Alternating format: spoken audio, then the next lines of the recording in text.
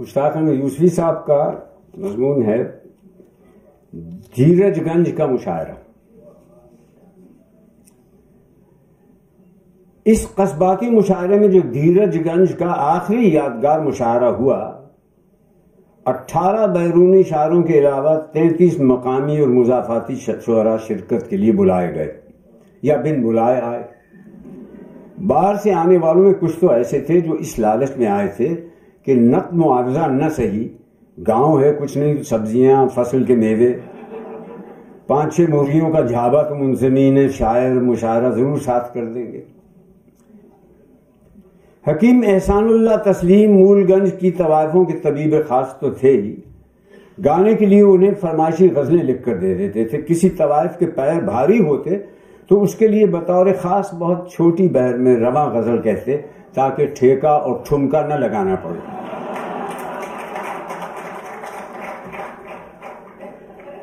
مشاعرہ گاہ میں ایک ہڑبونگ مچی تھی. خلاف توقع تخمینہ گرد و نواح کے دیہات سے لوگ جوق در جوق آئے. دریا اور پانی کم پڑ گیا. سننے میں آیا کہ مولوی مجن کے مخالفوں نے یہ اصولہ چھوڑا ہے کہ محفل کے اختتام پر لڈوؤں اور کھجوروں کا تبرک اور مرغیوں کی مہلک بیماری رانی کھیت کی دوا کی پوڑیاں تقسیم ہوں گی. ایک دیہاتی اپنی 10-12 بیمار مرغیاں جھاوے میں ڈال کے لے کے آیا تھا کہ صبح تک بچنے کی آس نہ تھی. ایک کاشتکار اپنی جوان بھینس کو نہلا دھلا کر بڑی امیدوں سے ہمراہ لایا تھا. اس کے کٹے ہی کٹے ہوتے تھے، مادہ بچہ نہیں ہوتا تھا. اسے کسی نے اطلاع دی تھی کہ شاعروں کے میلے میں طوائفوں والے حکیم احسان اللہ تسلیم آنے والے ہیں.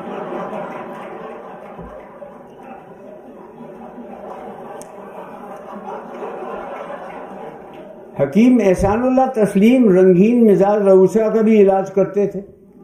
فقط قارورہ دیکھ کر رئیس کا نام بتا دیتے تھے اور رئیس کی نفس پہ انگلی رکھتے ہی نشاندہی کر دیتے کہ مرض کے جراثیم کس کوٹھے کے آوردہ پروردہ ہیں. یہ سمجھ میں آنے والی بات ہے کہ کسی طوائف کے یہاں لڑکا پیدا ہو جائے تو رونا پیٹنا مچ جاتا ہے. حکیم تسلیم کے پاس خاندانی بیاس کا ایک ایسا مجرب نسخہ تھا کہ شرطیہ لڑکی پیدا ہوتی تھی. یہ صفوف اس رات کے راجہ یا تماشبین خصوصی کو چپکے سے پان میں ڈال کر کھلایا جاتا تھا. نسخے کے تیر بہدف ہونے کا اندازہ اس سے لگایا جا سکتا ہے کہ کانپور میں کسی کی ذاتی بیوی کے یہاں بھی لڑکی پیدا ہوتی تو میاں کی سر ہو جاتی کہ ہو نہ ہو تم وہیں سے پان کھا کر آئے تھے.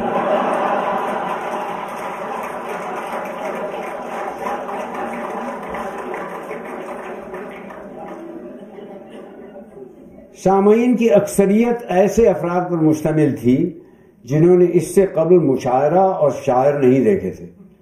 رات کے 12 کا عمل ہوگا. 400 سامعین کا توتی بول رہا تھا. ہوٹنگ کا یہ عالم تھا کہ کان پڑی گالی سنائی نہیں دے رہی تھی. قادر 12 بنکوی کے تو مطلے پر ہی سامعین نے تمبو سر پہ اٹھا لیا. وہ غریب عاجز آ کر کہنے لگا حضرات سنیے تو شعر پڑا ہے گالی تو نہیں دی. مشاعرے کے شور و شغب سے سہم کر گاؤں کی سرحد پر گیدڑوں تک نے بولنا بند کر دیا تھا. ایک صاحب چاندنی پر گھٹنوں کے بل چلتے صدر مشاعرہ تک پہنچے. انہیں درخواست کی کہ میں ایک غریب و دیار آدمی ہوں، مجھے بھی کلام ناقص سنانے کی اجازت دی جائے. ایک آواز آئی ناقص صاحب کا کلام سنوائیے. انہیں اجازت مل گئی، جس پر انہوں نے کھڑے ہو کر حاضرین کو دائیں بائیں اور سامنے گھوم کر 3 دفعہ آداب کیا. ان کی کریم رنگ کی ٹسر کی اچکن اتنی لمبی تھی کہ وثوق سے نہیں کہا جا سکتا تھا کہ انہوں نے نیچے پاجامہ پہن رکھا ہے یا نہیں. اپنی نشست سے انہوں نے بیاض اٹھائی اور حاضرین کو مخاطب کرتے ہوئے کہا کہ میں ایک خاص وجہ سے غیر طرحی غزل پڑھنے کی اجازت چاہتا ہوں، مگر بوجوب وجہ بتانا نہیں چاہتا. اس پر حاضرین نے شور مچایا وجہ بتاؤ نہیں تو بدھو گھر کو جاؤ، وجہ بتاؤ. اصرار بڑھا تو غیر طرحی غزل پڑھنے کی یہ وجہ بتائی کہ جو مصرع طرح دیا گیا ہے اس میں سکتہ پڑتا ہے. ثبوت میں انہوں نے تقطیع کر کے دکھا دی کہ مرض بر وزن فرض باندھا گیا تھا. اس شاعر و معترض نے اپنا تخلص ساغر جالونوی بتایا. 2 ہنڈوں کا تیل 15 منٹ پہلے ختم ہو چکا تھا. کچھ ہنڈوں میں وقت پر ہوا نہیں بھری تھی، وہ پھس کر کے بجھ گئے. ساگر جالونوی کے اعتراض کے بعد کسی شرارتی نے باقی ماندہ ہنڈوں کو جھڑجھڑا دیا. ان کے مینٹل جھڑتے ہی اندھیرا ہو گیا، ایسا گھپ اندھیرا کہ ہاتھ کو شاعر سجھائی نہیں دے رہا تھا. چنانچہ بے قصور سامعین پٹ رہے تھے.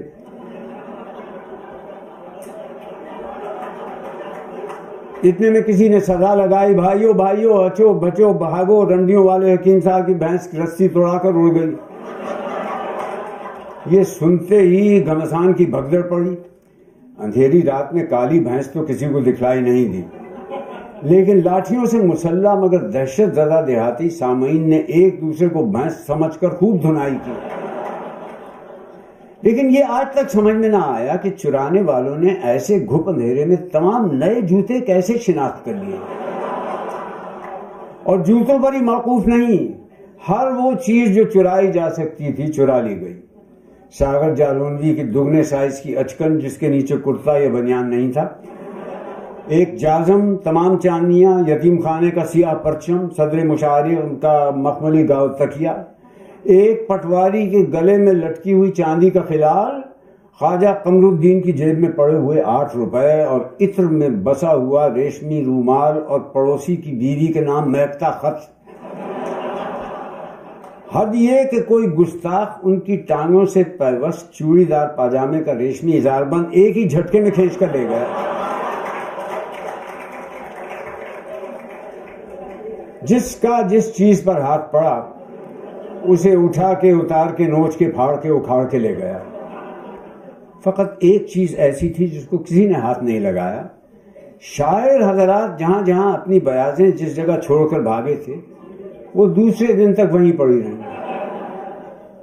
باہر سے آئے ہوئے دیہاتیوں نے یہ سمجھ کر کہ شاید یہ بھی مشاعرے کے اختتامیہ آداب میں داخل ہے، مار پیٹ اور لوٹ کھسوٹ میں بڑھ چڑھ کر حصہ لیا، اور بعد کو بہت دن تک ہر آئے گئے سے بڑے اشتیاق سے پوچھتے رہے اب دوسرا مشاعرہ کب ہوگا.